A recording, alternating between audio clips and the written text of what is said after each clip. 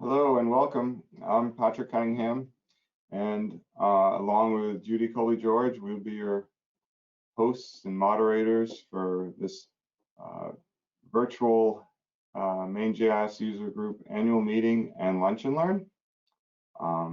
Thank you everybody for joining us today. We'll have a variety of talks and information, so hopefully it'll be educational and entertaining for you. All attendees are in listen-only mode, but if you have any questions for any of our presenters or for any of us along the way, you can simply put your questions in the chat panel or the questions panel, and we will do our best to answer them. We're excited to be hosting our annual meeting and to hear from our guest speaker, Amy Meehan from Maine Inland Fisheries and Wildlife on bald eagle recovery in Maine. And we're also excited to hear from presentations from our gold sponsors, Blue Marble, ESRI, and Quantum Spatial as well. You should be able to see my slide deck advancing and hear me clearly. If you can't, please shoot me a chat message. This is our agenda for the day. I'm just going to do a little introduction, and then we'll pass it on to our sponsor presentations. And then after those brief presentations, which just be a few minutes each, we're going to hand it over to Amy to present on the story of Maine bald eagle recovery. And after Amy's presentation, we'll then have our annual meeting, which will include elections for new officers. And hopefully we'll be able to get you all out of here just maybe a little bit over an hour, not too long, to be respectful of everybody's time. I think you all are familiar with Maine GIS Users Group pretty well, but in case there are new folks on the call, the Maine GIS Users Group is a nonprofit organization. We promote the awareness and we encourage the coordinated development and effective use of geographic information and related technologies. MEGUG focuses our efforts in the areas of policy liaison and networking, research, education, and public relations. The group also facilitates discussions and exchange of information and ideas in these areas by hosting regular meetings, workshops, and roundtables open to both members and non-members. This slide here shows some shots of some things we've done in the past. I believe the picture on the left is our annual meeting that was at Bates last year. The one in the middle of the cow being attacked by a drone is actually a promotion that we used for a drone conference we did up in the county a few years ago with University of Maine Presque Isle. And over on the right is Drew from ESRI presenting at one of our Mappy Hour, kind of social hour GIS presentations that we did. I think that one was at the Muddy Rudder a year or two ago. So anyways, just to try to make the point, the Maine GIS User Group, we are a board of GIS professionals from around the state, and I'm the chair, Patrick Cunningham. Vice chair is Judy Coley-George. Other members are Jeff Normandin, Tora Johnson, Andy Smith-Peterson, Becky Schaefer, Jamie Carter, Taya Youngs, and Don Katnick. I'm gonna flip over to Judy here and let her share with you our presentations from our gold sponsors, Blue Marble, Quantum Spatial, and ESRI. Judy, are you there? I am here and welcome everybody. Alrighty, then I will start these. So first, I want to thank our gold level sponsors. And one of the perks of being a gold level sponsor is that you get time to do a presentation at our annual meeting. And since we are virtual, we have 3 videos from our excellent gold sponsors sharing some information about things that they have been working on. So we're going to start with Blue Marble Geographics, and I will do their video, and that will be followed by a video from ESRI, which will be followed by a video from Quantum Spatial, and then Drew's going to get on and give us some more information. So we'll get started with those. Hello everyone, my name is David McKittrick, Outreach and Training Manager at Blue Marble GeoGraphics. And today for about 10 minutes or so, I'm going to introduce one of the latest tools that we've added to our GIS software, Global Mapper. Much of the development work that has gone into this software over the last number of years has focused on working with 3D data, LiDAR data, terrain data, and today I want to look at one very specific tool that was added in the latest release, version 22, and it involves painting terrain. We're literally going to paint some terrain. We're going to introduce this new tool that allows us to manually manipulate the terrain to perform a lot of different operations. Now, before I begin, just a quick intro to this tool. It is part of Global Mapper's LiDAR module.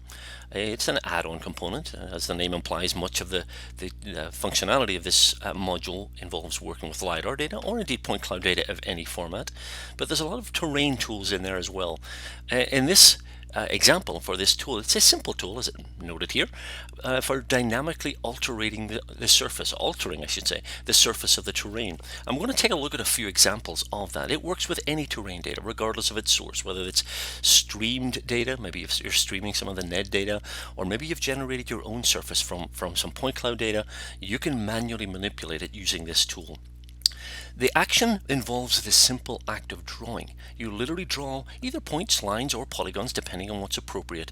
And based on what you draw, based on what you manually create, it will alter the terrain. It will literally recalculate the elevation values for the underlying area. I think on the slide on the left side, you're seeing an example where I drew a simple line and it created a line through the terrain. We'll actually take a look at that one just a little bit later. The specific operations that we can apply here include setting a height. You can manually enter an actual height, and what you paint will recalculate the elevation values within your terrain layer to adhere to that specific height. You can raise or lower the height of the terrain based on inputting, again, a value higher or lower than. We'll take a look at that one in just a few minutes. A useful one as well, you can average the elevation. Now, the specific example we're going to take a look at in a minute involves essentially smoothing an area of terrain. Perhaps your terrain model is a little, maybe too much coarseness, too much texture. You can use an averaging function to essentially iron it out, to flatten it just a little bit.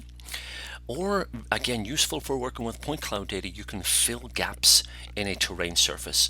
If you're missing some data, it will literally look at the elevation around the edge and fill in those gaps, generating, in this case, the painting process generates terrain within an area.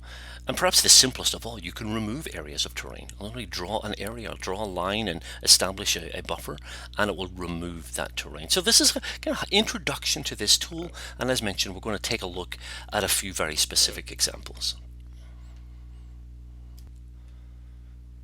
So I've loaded Global Mapper, and as you see here, I've got some terrain data. This is probably something that's familiar to most of you. This is Mount Katahdin. This is a pre-existing elevation layer. We're looking at kind of Chimney Pond area right in here. Now, as an illustration of this tool, we're going to paint some terrain in this area. Now, I have to say before I start, this is not real. I'm making this up. But what I want to do is create an enclosure or a dam. Now, this is likely something that will be useful if you're in the engineering field and you want to simulate the results of a dam process. Not something I'm going to be able to do today, but based on what I generate, I could then calculate volumes. I could determine the capacity of an enclosed area, for instance. So what we're going to do is just the first phase of that, which is creating a local terrain feature to modify our terrain. And for this example, we're going to use a line. We're going to draw a line enclosing this basin right here. And again, I should stress, this is hypothetical. The tool in Global Mapper is right here on my toolbar. It brings up a dialog box, and this is where you can see we can determine the characteristics of what we're going to generate and some of the parameters. As you can see, I can generate a point, generate a line or area. We're going to be using all of these over the course of the next couple of minutes. First one here is going to be a line. I'm going to draw a line to specify a terrain height. Now I've already done this, so it's remembered my values. The height I'm going to generate is 1,000 meters. This is 1,000 meters above sea level. So here in the Katahdin area, this is going to allow me to draw a feature that's above the local terrain to enclose this area. And obviously you need to know the local height for this value to be set. The brush size in this case is a multiple of the grid cells. In other words, whatever resolution of my data, I multiply it by this value to determine the width of, in my case, the line.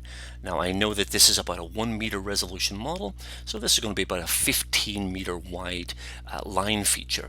And I can also feather that allows me to integrate it into the surrounding terrain based on, again, a multiple of the grid size. So 3 times my 1 meter will create a slightly tapered slope.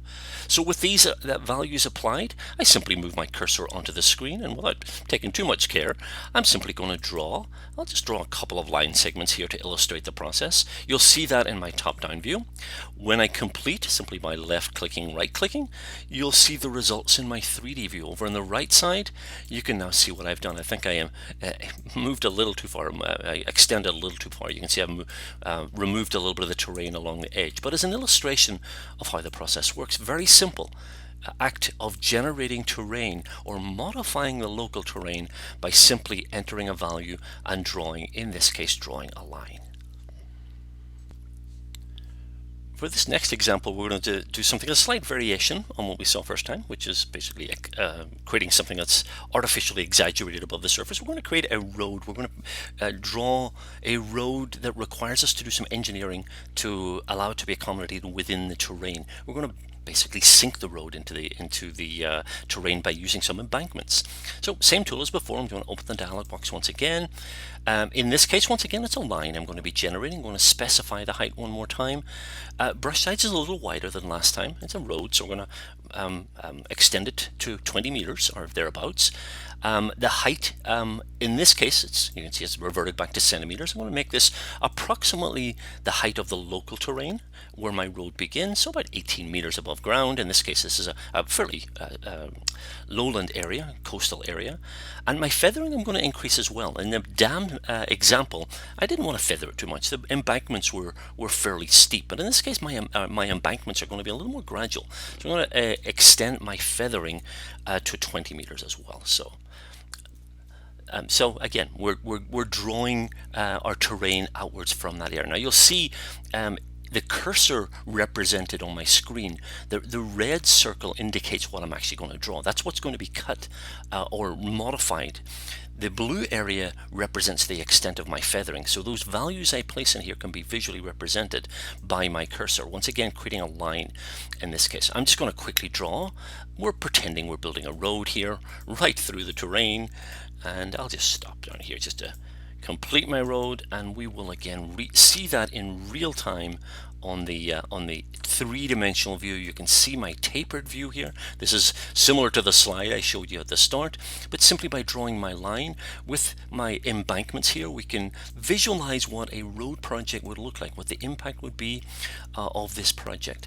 There are other tools I should note in Global Mapper for doing this type of project in a more precise way, by more specifically defining what those elevation values are and for determining the volume of material that would need to be moved. But for a simple visualization, there's nothing easier than simply drawing my line or drawing the extent of my terrain using this tool.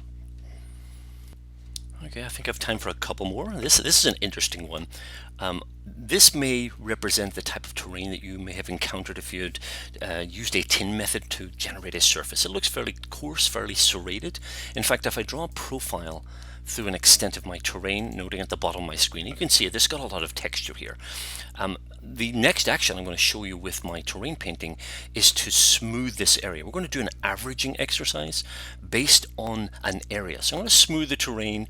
I'm going to use my area tool. Now, a lot of the settings that we'd applied previously are no longer applicable. Our brush size no longer applies because I'm drawing an area. So in this example, all I need to do is define the extent of what I'm going to average. In other words, it will sample based on the data what the average will be derived from. I'm going to keep this fairly high here, 7 by 7. Within an area of that size, it's going to look for the average, and that's what the new terrain will look like. I've generated a profile so you'll see the results hopefully in real time when I generate my area. Just going to do this very crudely. I'm going to take a small section in the middle part of my terrain, and you'll note on the profile what has happened here. We've essentially ironed it out, as I mentioned at the start. We've smoothed our terrain very effectively here. I think I have time for one more very quick one here. Now, this is a fairly common issue that you may have to deal with when working with terrain data. So if you've created a surface using point cloud data, maybe you've removed some features to generate a DTM. In this case, you can see I've removed some buildings. One of the terrain painting tools allows us to fill in these gaps, to essentially interpolate terrain based on an area that we create. In other words, filling the gaps based on the values that are around the edge. We have the option here to fill gaps. It's the very first option. Again, you can do based on a point or a line or an area. I'm going to use an area. Once again, no settings required here because I'm drawing a polygon. I'm just going to select one of these areas. All I do is enclose my area of interest, and it literally fills it in. It looks at the terrain around the edge and fills it in. So that is a very useful tool for cleaning up your terrain, filling in those holes. So that was just a quick introduction to one of the latest tools that we've added to Global Mapper. If you're not currently using the software, you can grab a trial version on the Blue Marble website. Or if you have questions, if you have any, want to follow up with any of our tech staff, you can email geohelp@bluemarblegeo.com, and they'd be more than happy to answer those questions. Thanks for your attention, thanks for watching, and hopefully this was useful. All right, great. So our next video is sent to us from ESRI.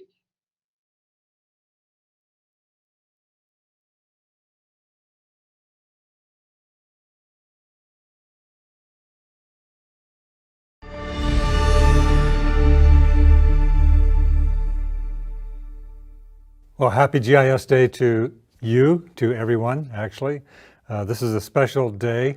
It's now in its 21st year, this celebration, and the idea behind it was to share and illuminate the incredible work going on by GIS professionals around the world to the rest of the world. So that means opening up and sharing to managers or your colleagues in other departments or in other organizations the power of what geography, geographic science, and GIS tools are really delivering in today's world. And they are doing an amazing job. They're responding to virtually every kind of activity. They're making things more efficient. They're making decisions better. They're addressing the big challenges like COVID this year, opening and illuminating the world's eyes to what's going on, how we're all interconnected. It's being used in fighting fires and disaster response and making cities safer and looking at how to organize our information so we can make better decisions in planning and in resource allocation. Anyway, you know all of that. This is the time to celebrate, to connect with your colleagues in other organizations, to share with kids in school, to inspire them to look to geography as a way to create a better world. Building the next generation is a part of the GIS Day celebration. Let me close by simply saying thank you for all of your work and happy GIS Day.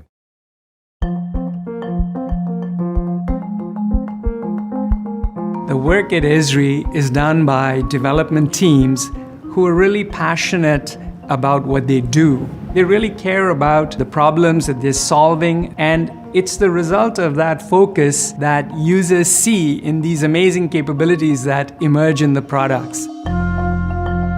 We want to make solutions, and the best way to do it is creating digital twins of a city. Now with the technology that we currently have, it makes it so much easier to make better decisions. Now planners can directly create grids for their land use or for the study area. It can be a TOD, it can be the entire city or entire county. We are excited to present a new organization homepage. This is mobile ready, responsive. It allows you to create experiences for both your visitors to your organization as well as your members. We added SQL capabilities such as the creation of views and file geodatabases. This allows the user to construct different views of the same underlying data. Attribute rules really help users streamline their editing experience by helping them automatically calculate values throughout tables and layers and preventing them from inadvertently adding invalid data. So what we want to do is to help improve insights in these missions, provide better situational awareness. A mission analyst can quickly go back in time and identify certain information of importance to help make faster and quicker decisions. You can create, manage, and configure webhooks to automatically send you notification when events associated with your portal items occur. On the charting, we have improved the timelines. You can have multiple timelines on one chart. We can do clustering, we can do kernel density, density ratio. For the first time, deep learning has made artificial intelligence at par or even better than humans at things like classifying images, detecting objects, or understanding speech and language. A really cool thing about ArcGIS Earth is that you can edit KMLs, and you could edit and draw directly on a building footprint. Once you're done that, you can extrude that data and have it appear in 3D. Now it's really easy to add labels to clusters. So say you only want to show the labels if it has more than 10 features within the cluster, you can do that. We'll give you that full control. You don't need writing code, you don't need to understand the software, you don't need to understand the programming language. We're trying to hide the complexity of the technology and provide the greater usability. If you're a fan of the mobile app, we have made many exciting enhancements like the survey notifications. We can connect your survey and the data that you collect with hundreds of apps and services that you already use in your organizations. With ArcGIS StoryMaps, you can create a guided tour. So a guided tour is a great way to bring people along with you in your story to different places around the world. Our focus in this release was really to make ArcGIS Pro work better for you by adding missing functionality like map graphics, by improving performance in many areas, including enterprise databases, and by making you work more productively. What's unique about ArcGIS Enterprise for Kubernetes is that every piece of functionality is designed as a microservice, which means they can be orchestrated all in one in a Kubernetes fabric, and this fabric can run anywhere that you choose. We're horizontal in nature with all these industries, and just the change that we effect on our daily lives in the world today is what ESRI is all about.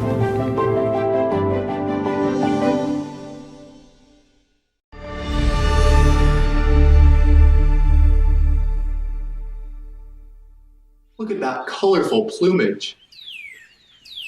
And what an exquisite song. Oh, hello there. Welcome back to ArcGIS News. I'm Peter Klingman. I'm here today with 5 of the top new features coming to ArcGIS Online in the September 2020 update. We have the credits and activity reports for administrators, a new screenshot widget and position manager coming to the ArcGIS configurable apps, configurable tabs in the navigation bar, streamlined item sharing with groups, and a new table widget, plus the ability to autoplay views with view navigation in ArcGIS Experience Builder. But before we get into these features, I want to touch on another important aspect of the September ArcGIS Online update. Beginning September 29th, 2020, the ArcGIS World Geocoding Service will enforce HTTPS communication. This means it's important to update your application code and scripts to HTTPS and test out service requests prior to September 29th, 2020, just so there are no surprises.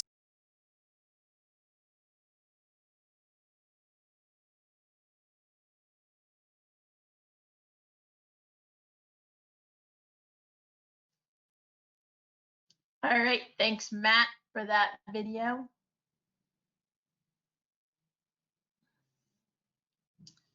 And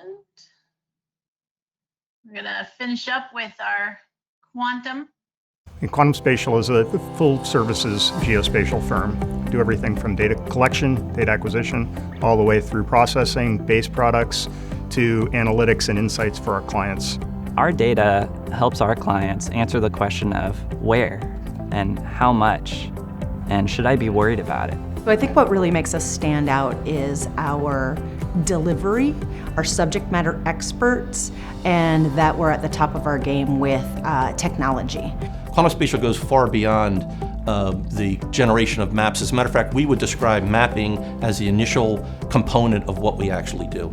We take data that is unstructured, we formulate that data. Many times we fuse it with other information that we're getting from the client or third-party applications, and we take that data and provide analytic solutions to our clients to meet very specific needs or mission challenges that they have. Quantum Spatial collects geospatial data, so three-dimensional data. We collect imagery that you would expect from just a regular digital camera all the way through what we would call remote sensing, so thermal infrared, hyperspectral. We also collect technology called LiDAR, which collects points in three-dimensional space. Once we've processed data to a point that we can work with it, we deploy a suite of analytics. Sometimes we're looking at one location over time to see how it might change. Sometimes we're able to look at millions of assets at once and feed that into a machine learning environment. Because a human can't see all million locations at one time, this computer can recognize patterns that aren't available to the human eye and see things that we can't. That type of information is very powerful for our customers. With our advanced analytics and our software, we help the client understand what are your top priorities and help you be able to go out and address those top priorities first. We're able to now solve problems for our clients that were either too expensive for them to address or too time-consuming in order to meet the requirements that they have. Quantum Spatial can solve a wide variety of problems with our analytics. Everything from supporting emergency response, to assessing risk for valuable assets, to mapping habitat for endangered species and supporting urban planning. Transportation, the electrical grid and its resiliency, predicting landslides, wildfires, in some cases coastal resiliency that can actually save lives. Quantum Spatial works on a large variety of projects, very small, discrete areas to large tracts of land. We might map entire states on occasion. The complexity of the projects also varies quite a bit. Sometimes we're just delivering data because the client has their own scientists and experts that want to work with the data. Other times we're taking the data, doing a lot of analytics, and distilling it down to just a small answer. We have become very good at developing intuitive tools, analytical tools that are visually appealing and easy for users to interact with, so that the analytic content is available to them at the moments at which they really need to invoke it to make decisions and becomes a part of their daily work process.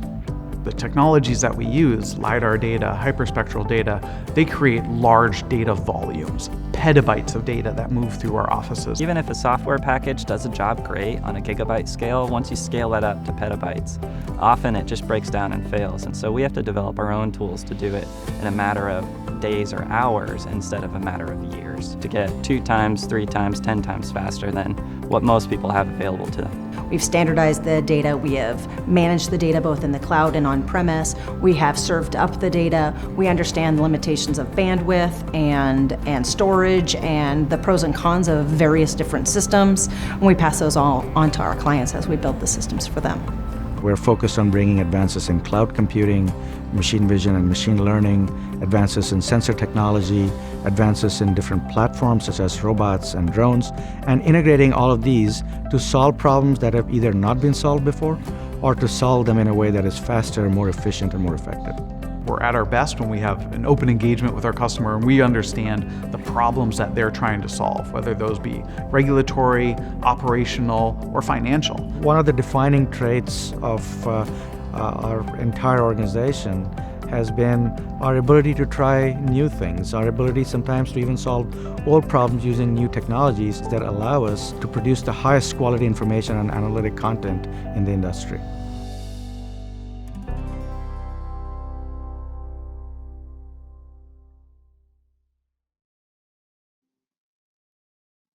Thank you, Judy. Can you hear me? Yeah. This is Drew Marin. You just saw the Quantum Spatial corporate overview, as you might say. Quantum Spatial has been providing mapping services for the state of Maine for, I think, close to 10 years now. We've been, any LiDAR data that is captured within the state is what we have been capturing and providing at the state level. We are the current LiDAR provider for the state of Maine.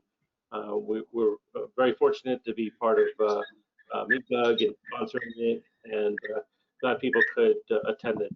Attendance virtually today, and we look forward to answering any questions on the data that we provided to Maine, or any additional questions that you've seen on the presentation today. Thanks. Thank you, Drew. So if anyone does have any questions for Drew, certainly just put them in the chat, and I'm sure Drew can answer you, or you can reach out to him directly. And you can reach out to any of our gold sponsors if you have any other questions about the presentations you saw today. So hopefully everybody's seeing my PowerPoint, and I'm going to advance the slide. And please tell me that you're now seeing a picture of our guest speaker, Amy Meehan from Maine Fisheries, Inland Fisheries and Wildlife. And what does the chat tell me? Survey says yes. All right, Yahtzee, I win. But I advanced one slide, and now I'm going to hand it back over to Judy to introduce our speaker. Great, thanks, Patrick. So we're really happy to have Amy Meehan here today, who has been a biologist for the Department of Inland Fisheries and Wildlife since 1999. She has a BS in Wildlife Management from the University of Maine and an MS in Wildlife Science from Virginia Polytech Institute and State University. Her areas of expertise are ornithology and GIS, and her current projects include mapping and spatial analysis for the second Maine breeding bird atlas and the creation of a StoryMap for the Maine Department of Inland Fisheries and Wildlife management areas. And so I'm going to turn things over to her so that she can talk to us about bald eagle recovery in Maine.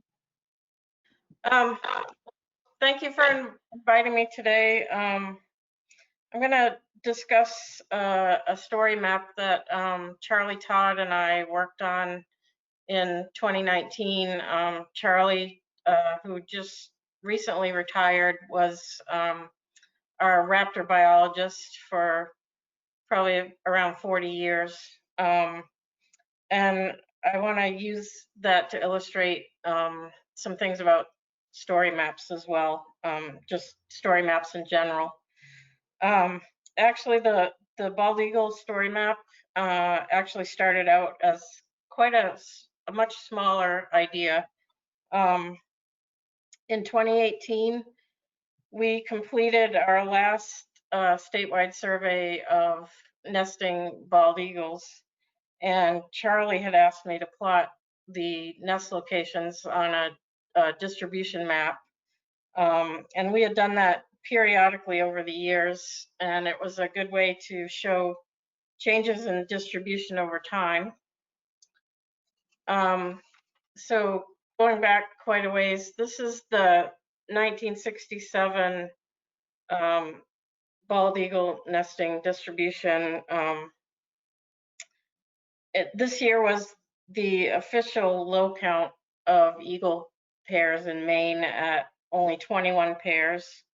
And it was the same year that bald eagles were listed as endangered under the Endangered Species Preservation Act, south of the 40th parallel.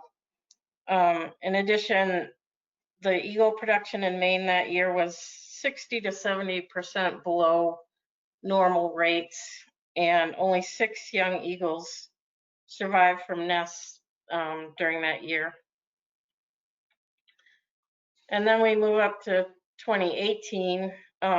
This was the distribution of nesting pairs during our last survey, with a count of 734 nesting pairs. And I thought it would be fun to kind of animate the changes in eagle nesting distribution and watch the dots continue to appear on the map.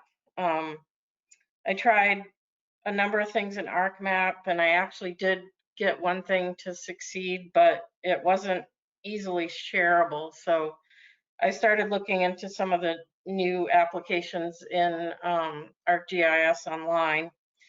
And in the journal template of the classic story maps, you could scroll through maps sort of like an animation. And I thought that was pretty cool. And then things really kind of snowballed from there. So how did we get from 21 pairs of eagles in 1967 to 734 in 2018? So Charlie and I ended up deciding to tell the entire story using the StoryMap application. So what is a story map? It's sort of a new way to create immersive stories by combining text and interactive maps and other multimedia content. There are currently 7 classic templates available. The best one to use depends on your story and what you would like to focus on. We wound up using the journal template, as I mentioned.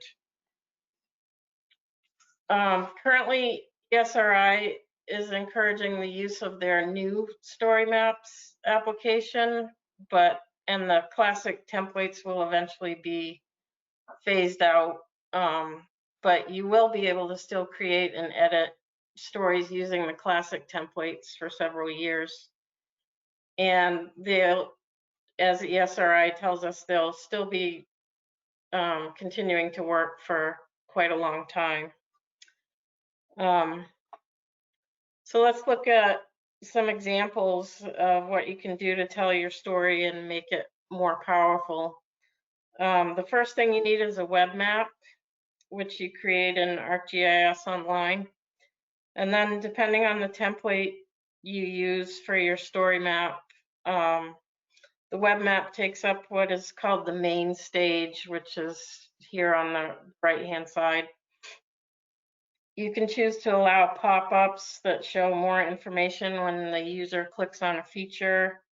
You can add navigation and search buttons, legends, etc. Basically everything you typically find in a map. And as we're showing in this map, contaminants were probably the main factor contributing to the decline of bald eagle populations, especially DDT, but also PCBs, mercury, and lead.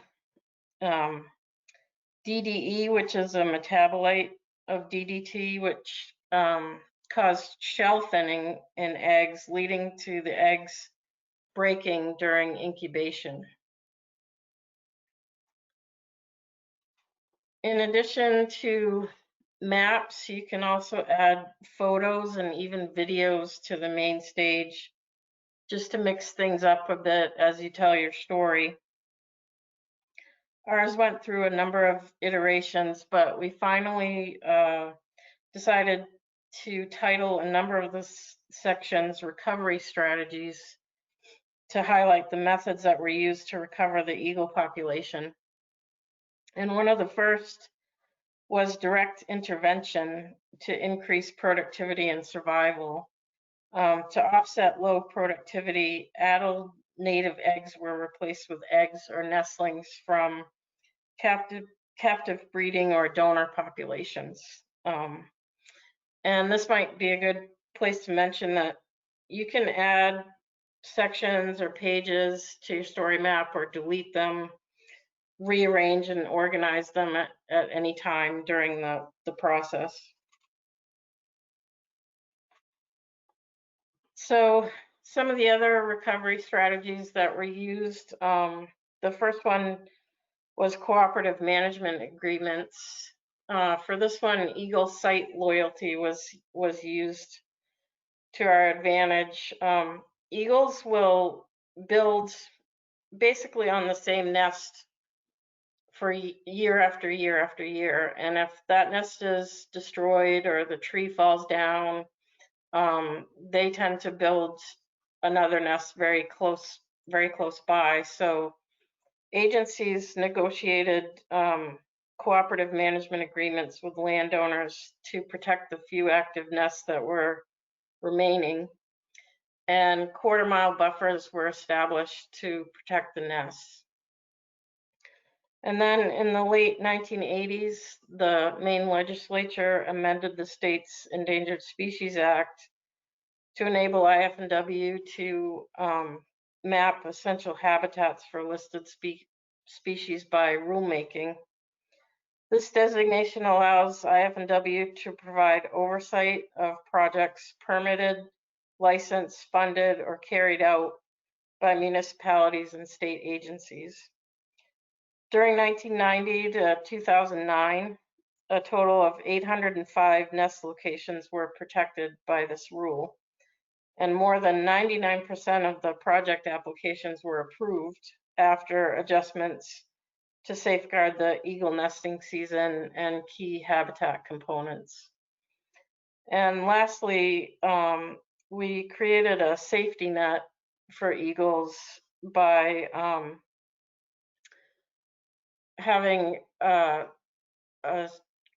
trying to conserve some eagle nests by land acquisitions or easements, because when eagles were removed from the state list of endangered species, the essential habitat rule ended. So currently 40% of all nest locations are on conservation land, 55% benefit from conservation within the primary nest buffer, and 85% benefit from conserved lands within 1 mile of the nest, which is the core home range of nesting eagles. So in addition to changing the main stage on your story map, you are also able to insert photos, videos, or web pages in the side panel as well. And to keep our story from becoming too dry, we intersperse some fun eagle facts in amongst the narrative about the recovery methods, such as this section on eagle triplets. Biologists monitored the outcome of 381 nesting attempts by Maine eagles from 1962 to 1975, and fewer than 27% of those resulted in a successful nest where one or more young eaglets fledged. And there were always only 1 or 2 fledglings in a successful nest until 1976, when the first set of eagle triplets was found at a nest in Sorrento. 3 more nests were found in Washington County with triplets in 1977, and the trait shared among them was an abundance of alewives in the eagle's diet. Alewives return from the sea to spawn in fresh water during late May or early June, which is very timely when nesting eaglets are growing fast and food supplies are limited. And alewives also offered a relatively clean food source with much lower residues of environmental contaminants than fish living in lakes or rivers during that time period. Triplets in an eagle nest remains a rarity, but one nest on the Swan Island Wildlife Management Area in Merry Meeting Bay has the honor of being the only nest in Maine to have ever produced quadruplets, and that's the photo that you see there in the side panel. So I just wanted to show some of the toolbars that are available in the story maps that allow you to make it more interactive. The first tool here on the upper left allows you to insert photos within your side panel. And then this tool here next to that allows you to insert links to different other web pages. And then this story actions bar here allows you to change the main stage, to change the focus of the map, change it to a photo or a video. This one allows you to locate an address or a place. And then the last one allows you to navigate to a different section within your story map. I've got a few kind of animations here. As I mentioned, you can add links to other web pages within the text. And usually those open in a different window, so your users don't have to use the back button to get back to your story map. And as I also mentioned, you can also use links within the text to change the focus of your map on the main stage. You can have pop-ups to provide more information on different locations in your map.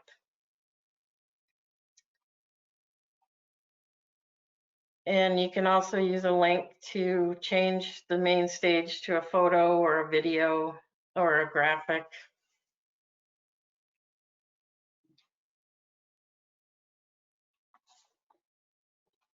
I'm currently working on a new story map for the department, this time highlighting our wildlife management areas.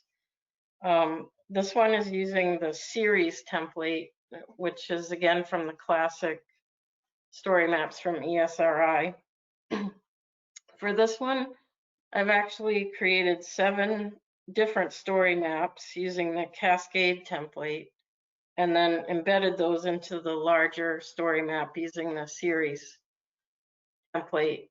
And in the series template, users click on a tab to change the map. And then in the Cascade template, as you'll see here in a minute, users scroll down on the side panel to get more information. And I've just kind of animated here some of the different things that you can do in the story map. Changing the map focus, changing it to a photo. I probably made this animation a little bit too long.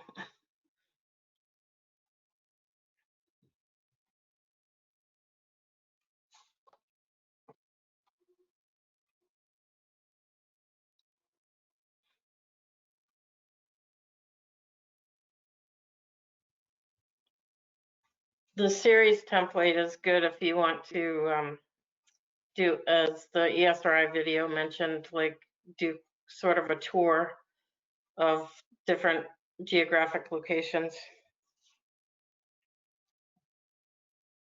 You can also add photos to your pop-ups, like this one here on the right, for added information. And to get a different photo for each feature, you can add a column to your attribute table that stores the URLs for the photos, and then you just use that under the configure pop-ups in your web map. Getting back to eagles, this was the abundance of nesting eagles in Maine during the 2018 survey.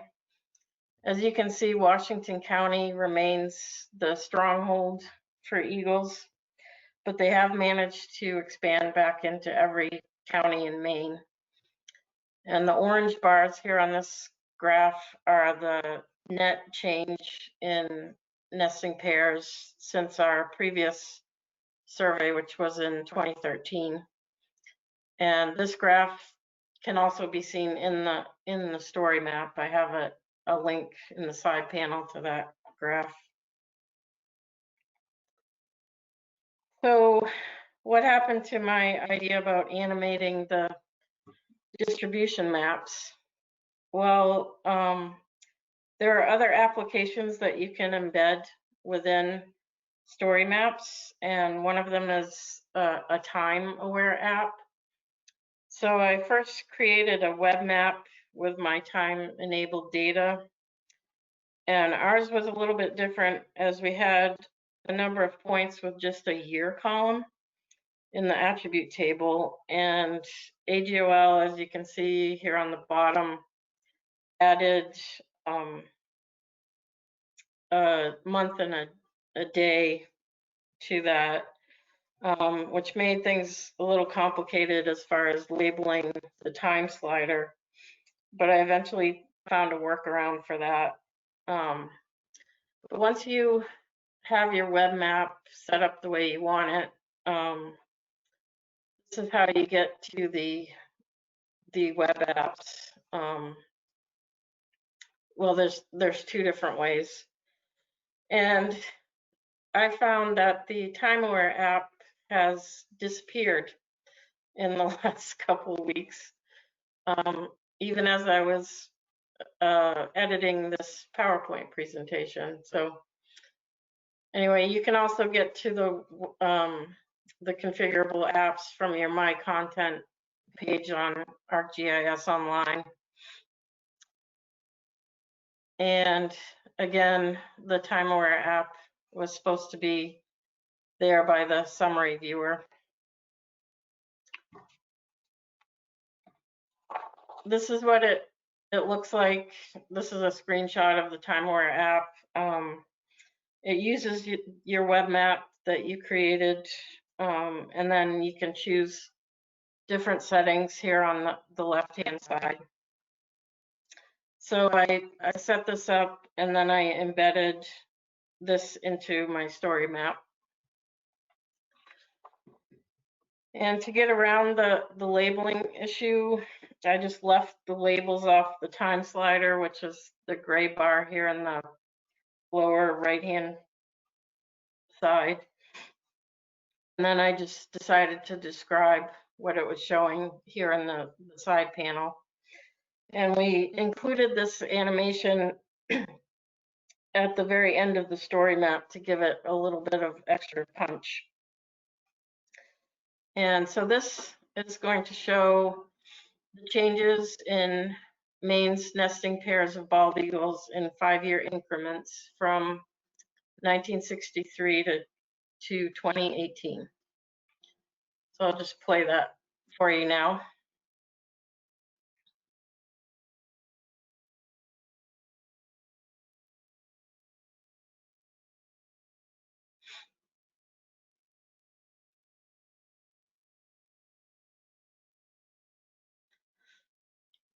So I'll play that one more time.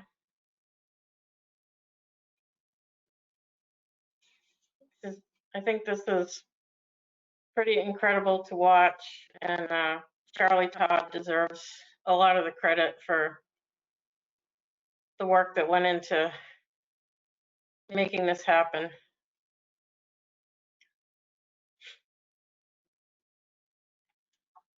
So there are 3 ways to find the bald eagle story map online.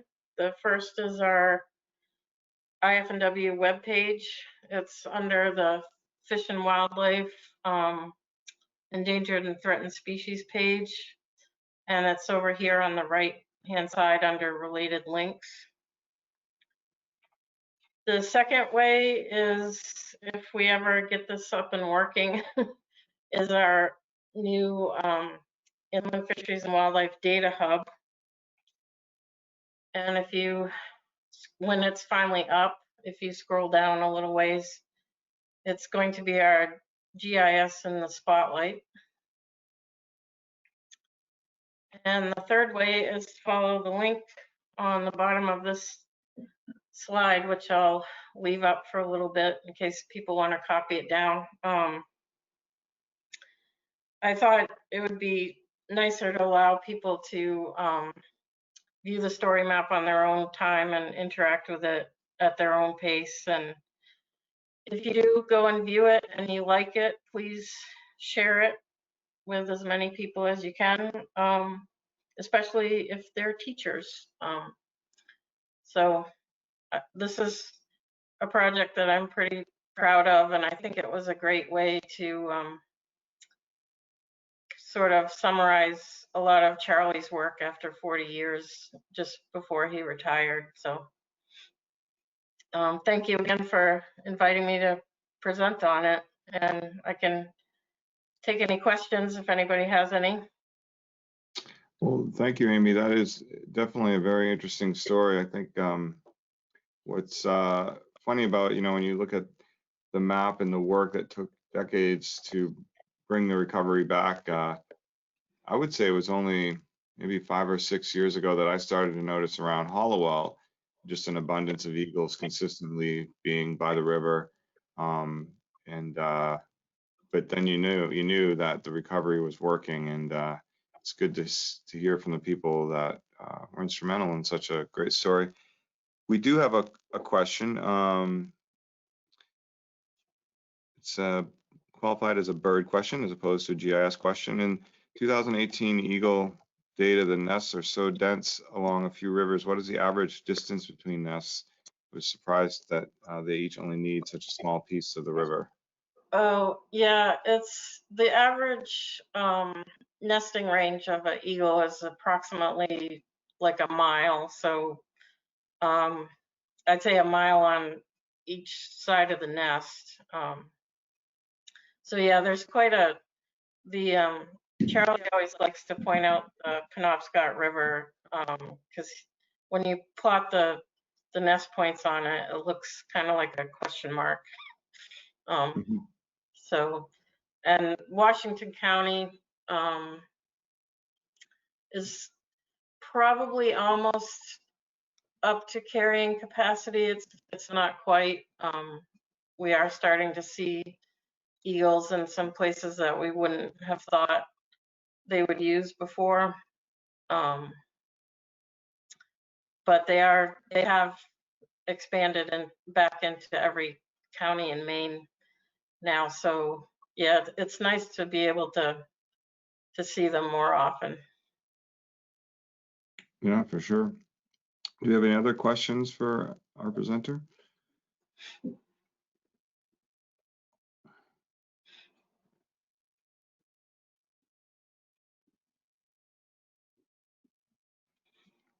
Okay, well, thank you so much, Amy. If we get other questions, we'll send them your way for sure. Definitely very interesting presentation.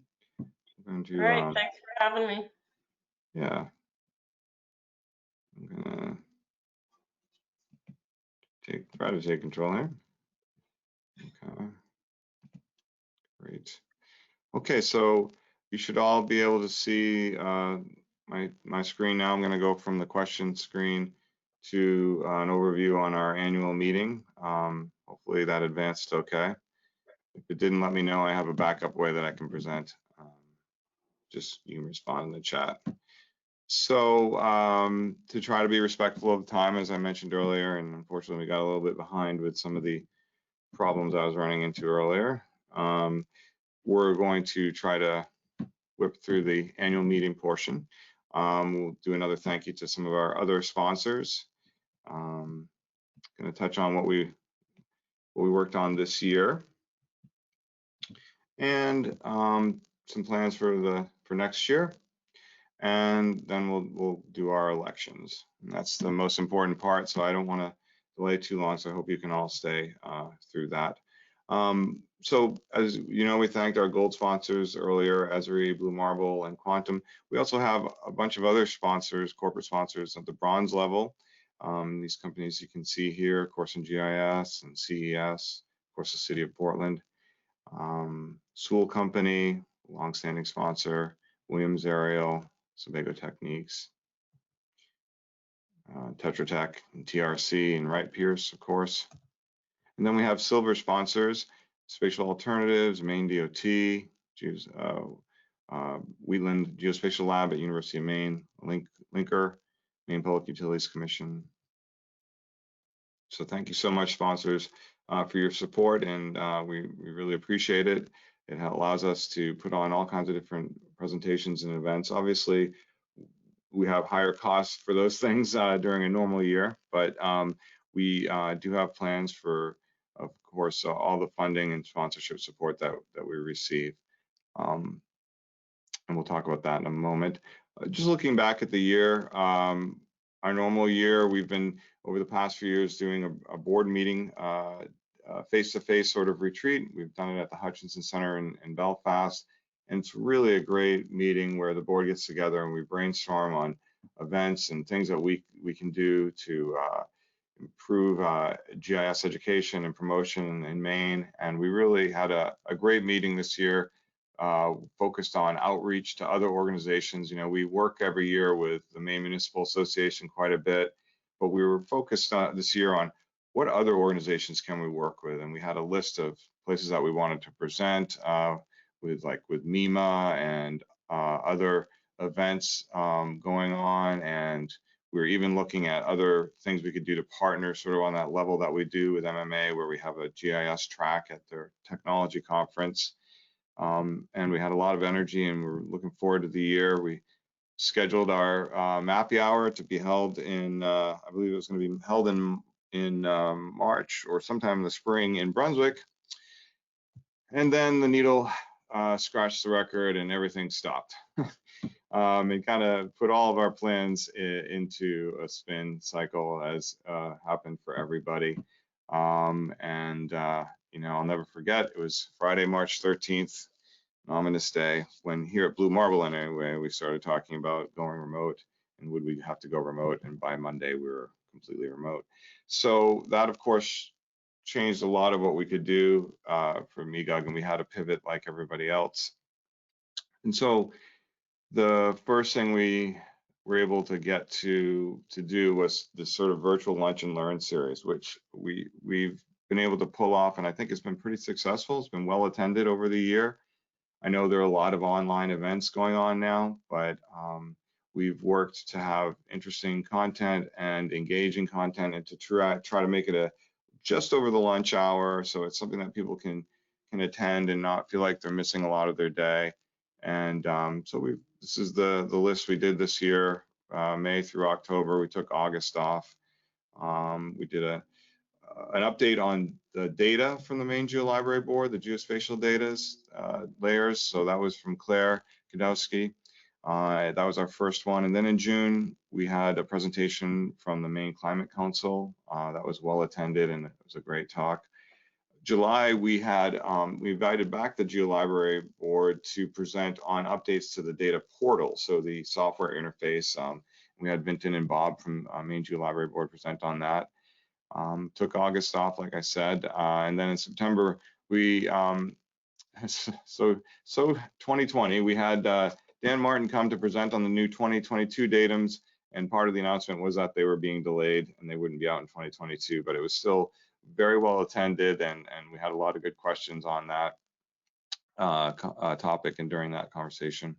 And then in October, we had a presentation from University of New England on epidemiological insights into the COVID-19 pandemic. All of these presentations, we've created a YouTube channel and we've put them all up there. So even this presentation will be available if you missed something or you want to send the link to a friend to see what's new with MEGUG, or to see any of our talks that I just mentioned. They're all up there on the web on YouTube, so you can watch them at your leisure.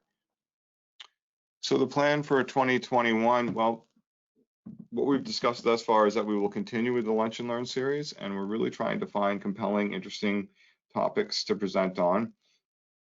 We want to focus on membership. It's taken us a couple of years. We had to do a new website and a new way to manage membership and membership invoicing, but we want to expand membership and make sure that we're reaching a wide audience in Maine.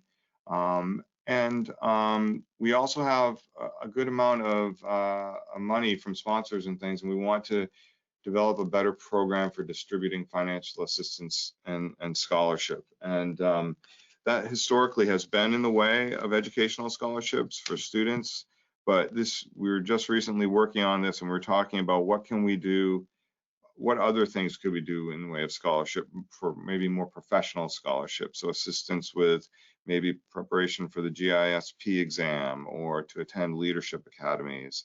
Obviously those things would be virtual, but we want to expand what we can do and how we can assist folks with their GIS education beyond just targeting students. So I think that we're going to be working more on that, outlining more about that in the coming year. I put a TBD there because as we're doing the elections and we'll have some new board members, we'll huddle up on these points in our next meeting and probably focus some sort of retreat for our plans for 2021, and we'll have more clarity and more information to provide you over the course of the year on that. Judy, I don't know if you have anything you'd want to add. I know that we've worked with the Maine Geospatial Institute and the GeoLibrary Board, as we always do, to promote GIS and to be available. Is there anything I'm missing? I don't think so. I mean, I think we've done a good job with our pivoting, and I heard somebody say the other day, "Pivot till you pirouette." Right. Yes. I think we're doing well with that. But you know, if other members have ideas of things they'd like to see us do or suggestions for Lunch and Learn series, we'd love to get those. So feel free to email any one of us or the whole board. And you know, we'll move forward and get back to hanging out with each other in person whenever it is appropriate to do so. That's right. Yes. And you can reach us at megugboard@gmail.com. That's our email address, or visit our website for more information, megug.org. I feel like I'm hearing a little bit of an echo. I hope that everybody can hear me okay. So I'm going to move on to the election. Oh, actually, oops, I want to mention our upcoming virtual brown bag Lunch and Learn series. So in December, we have the next Lunch and Learn, which is going to be on land cover data and forest mapping products with Nate Harold from NOAA. And then on January 12th, we just confirmed we're going to have an interesting talk on retail GIS. If we can't do it, you don't need it, with Rob George, who's the director of market research for Rite Aid. So that'll be really kind of cool. Just hearing about how they use location intelligence to locate and put stores and things of that nature. Okay, so moving on to the elections. So the way this is going to work, it's a virtual election, so please bear with me. But what we'll do is I will show you the slides on the candidates. We have 6 candidates running for 5 open positions. I'll try to do 60 seconds or so, maybe 90 seconds per slide. There's a little bit of text that you can read. I'm not going to read it, but I would ask that you take a moment to read about each candidate. And I will put the link for where you can vote here in the chat. Unfortunately, we had to use an outside, we had to use a Google survey. I couldn't do it with the GoToMeeting polls functionality. That didn't work for us. So I'm going to chat that link right here to everybody. Alrighty, so we will advance onto the candidates, and like I said, I'll try to give a good solid minute for everybody so you have a chance to read about the different candidates. And then at the end, when you vote, please only vote for 5. We won't announce the results today. I'm going to have to do that offline, and we will notify everybody via email and social media of the results. So if you have any questions about that, just let me know. We're doing our best with this. We will not hopefully get into a long runoff kind of election with any contesting of any results or anything like that. I hope that we're all trustworthy and above board. So here we go. Here's our first candidate, Andy Smith-Peterson.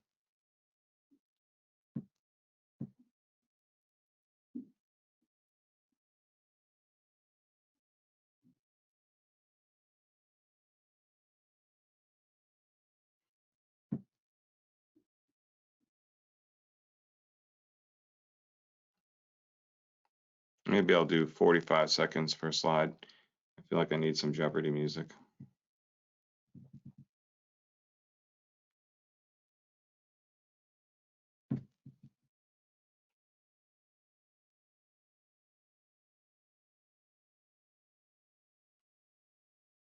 About 5 more seconds.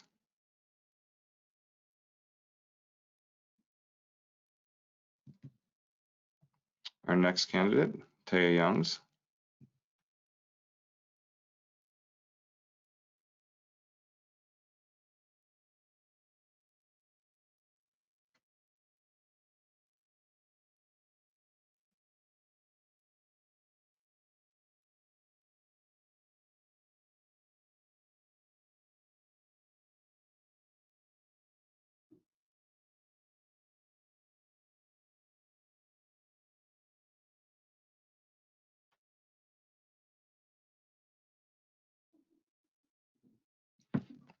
Just a few more seconds.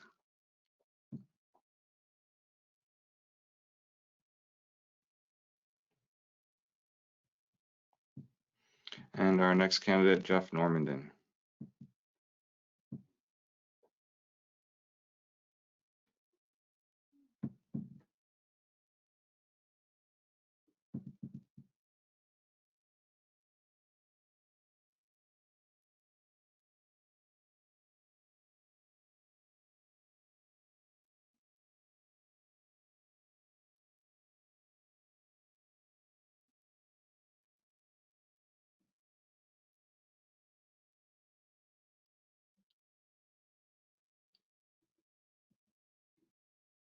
A few more seconds.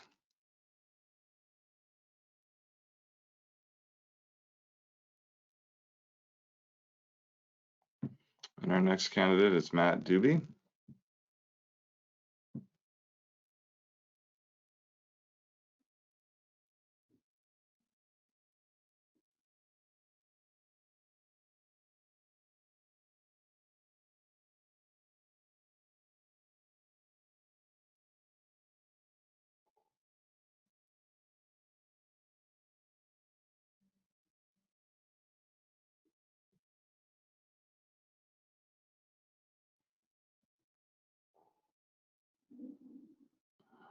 A few more seconds.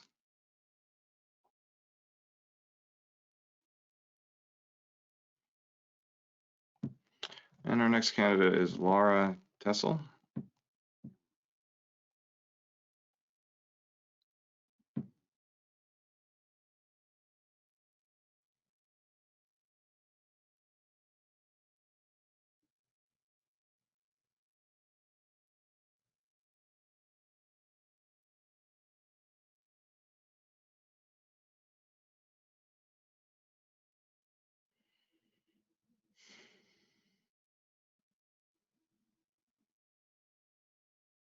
A few more seconds.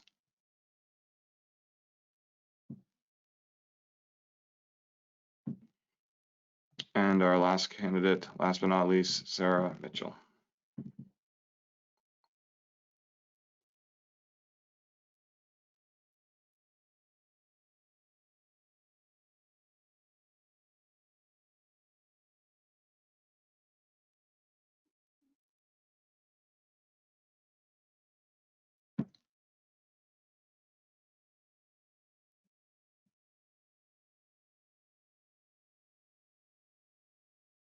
A few more seconds.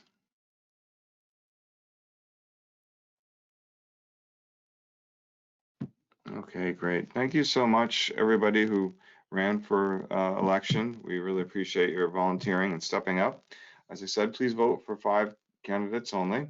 And after everyone votes, we will get a tally of the results over the Google Forms, and we'll make an announcement hopefully later today or tomorrow at the latest. And I thought I was going to be able to do provisional results, but I can't do that today. So I think that's about it. I don't know, Judy, is there anything else to add? Yeah, I have one more thing, Patrick. Sure. One of our sister organizations, the Maine Geospatial Institute, is having a series of events on GIS Day. Yes. And they have a collaborative mapping project where they're asking people to share their favorite photos of Maine to help celebrate our 200th anniversary. They're going to have a geospatial technology expert panel, and they're asking me to be on it too. So, so I don't know about the expert part, but everybody else is an expert. I think I'm on that too, actually. I forgot. Yeah. That's at 6 p.m. on November 18th. And then they're doing a virtual geography trivia night following that at 7:15 for all ages. So I think those are all going to be great events for GIS Day when we have to be virtual and we can't all get together.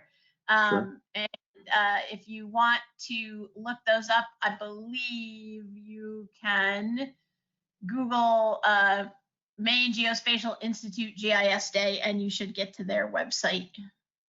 Right. It links to all those things. Yep. And I imagine they're going to promote it over the GeoLibrary Board and other places. And I forgot, there's the virtual New York conference that's coming up too. That's next week. I think you get all the information you'd want on that at northeastarc.org. But I believe they've got 3 days of presentations like they normally do. It's just going to be virtual, right? Correct. Yep, they have the Educators Day on Sunday, the 15th, and then presentations on the 16th, 17th, and 18th.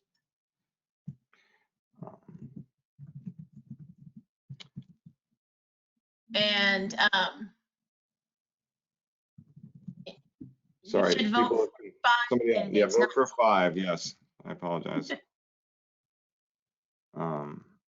If the survey was wrong, I had to do that last minute. I think there's a couple other questions. I want to make sure I'm not missing any questions in the chat. Any other virtual events coming up that we'd want to talk about? I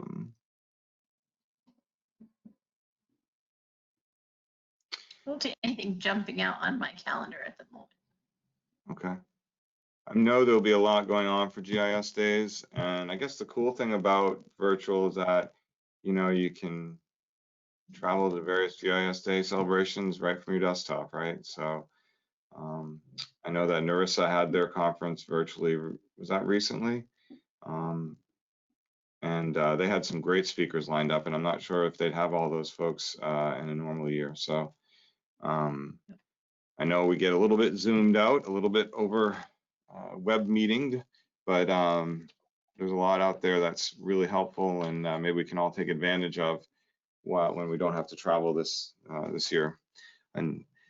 But on the same count, I hope that this doesn't last too much longer, so that we can all be together again. That's always kind of the best part of MEGUG, is seeing everybody and having a great meal together, and checking in with everyone that you haven't seen for a while.